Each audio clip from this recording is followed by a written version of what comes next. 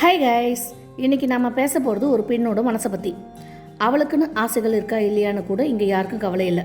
அவள் அமைதியாக இருந்தால் ஒரு பேச்சு, பேசினா ஒரு பேச்சு, எது பண்ணாலும் இந்த சமூகம் அவளை தப்பாக தான் பார்க்குது.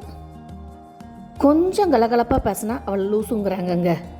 பேசாமல் அமைதியாக இருந்தால் தலகனை பிடிச்சவங்கன்னு சொல்கிறாங்க.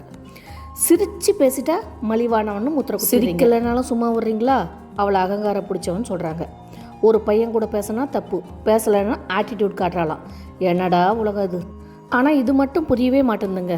ஆண்கள் எது பேசினாலும் அவங்க ஈரோங்க. ஆனால் அதே விஷயத்த ஒரு பெண்ணு செஞ்சால் அவளை வில்லியாக மாற்றிடுறாங்க. நீங்கள் ஒரு விஷயம் கவனிச்சிருக்கீங்களான்னு தெரியல. கல்யாணம் ஆகி 10 மாதம் ஆனால் போதும், விசேஷம் என்னன்ட்டு ஊரே கேட்கும். யாராண்ட கேட்கும்? ஒரு பெண்ணாண்ட தான் கேட்கும். அதே பையனாண்ட போய் கேட்குறாங்களா? கேட்க மாட்டாங்க. ஆனால் அதே பொண்ணுக்கிட்ட அவளோட மனசுக்குள்ளே என்ன ஆசை இருக்குதுன்னு கேட்க 10 நிமிஷம் கூட யாருக்கும் நேரம் இல்லைங்க. பெண்களுக்குன்னு கொஞ்சம் நேரமும் அன்பும் கொடுத்து பாருங்கள்.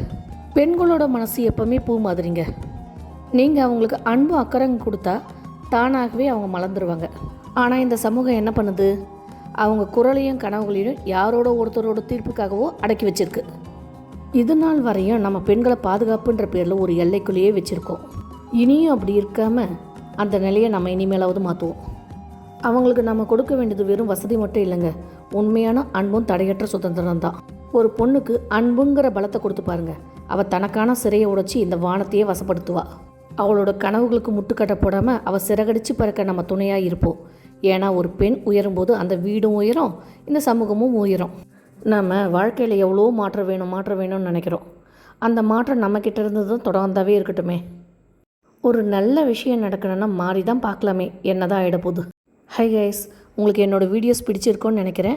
கட்டாயம் வீடியோ பிடிச்சிருந்தால் உங்கள் ஃப்ரெண்ட்ஸ் அண்ட் ரிலேட்டிவ்க்கு ஷேர் பண்ணுங்கள். ஹை ஃபேமிலிஸ், மறந்துடாதீங்க, எனக்கு லைக்கும் சப்ஸ்கிரைபும் பண்ணிவிடுங்க.